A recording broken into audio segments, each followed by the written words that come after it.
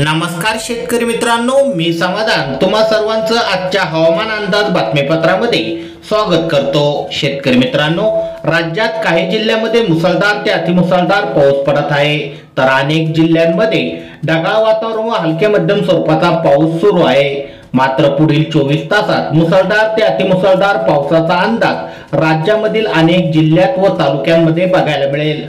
तर कोणकोणत्या जिल्ह्यात व तालुक्यात कसं राहील पावसाचं वातावरण सविस्तर माहिती या व्हिडिओमध्ये बघणार आहोत, तर व्हिडिओ शेवटपर्यंत नक्की बघा।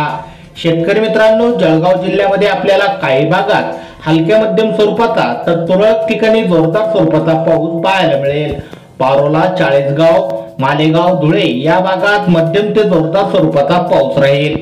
त्यानंतर सिल्लोड, छत्रपती संभाजीनगर, जालना, पैठण, वैजापूरचा काही भाग, श्रीरामपूरच्या काही भागात जोरदार स्वरूपाचा मुसळधार पाऊस पडेल। त्यानंतर अहमदनगर, बीड, केज या भागात सुद्धा मुसळधार स्वरूपाचा पाऊस राहील। त्यानंतर जामखेड, करमाळा, बार्शी, पेठ, इंदापूर, तुळजापूर, पंढरपूर, सोलापूर या ठिकाणी आपल्याला मुसळधार ते अतिमुसळधार पावसाचा अंदाज बघता येईल। त्यानंतर दौंड, बारामती, जेजुरी या भागात सुद्धा जोरदार स्वरूपाचा पाऊस राहील।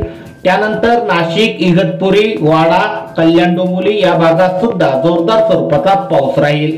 तर नाशिक मध्ये काही भागात हलक्या मध्यम स्वरूपाचा पाऊस राहू शकतो। जुन्नर, खेड, पुणे, खोपोली या भागात सुद्धा जोरदार स्वरूपाचा पाऊस आपल्याला बघायला मिळेल। तर गोरेगाव, खोपोली, चिपळूण, रत्नागिरी या भागात मुसळधार ते अतिमुसळधार पावसाचा अंदाज आहे।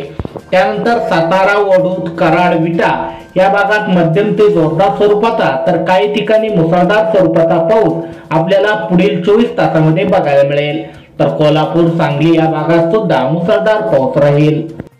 त्यानंतर परळी, परभणी, जिंतूर, नांदेड, वाघोला, हिंगोली, उंबरखेड, पुसद, वाशिम या भागात मध्यम ते जोरदार स्वरूपाचा पाऊस राहील।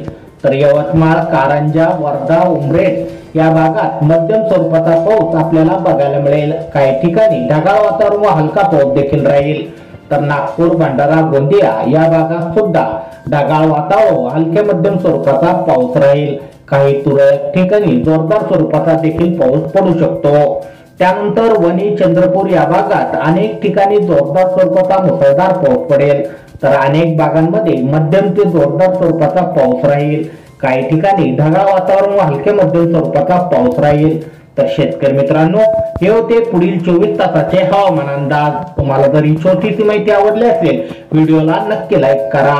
अशाच प्रकारचे दररोजचे हवामान अंदाज तुमच्या मोबाईलवर बघण्यासाठी खाली दिलेले सबस्क्राइब बटन दाबून बेल आयकॉन नक्की दाबा। शेतकरी मित्रांनो, अनेक शेतकरी आपला व्हिडिओ पूर्ण बघतात पण सबस्क्राइब करत नाही, तर नक्की सबस्क्राइब करून घ्या।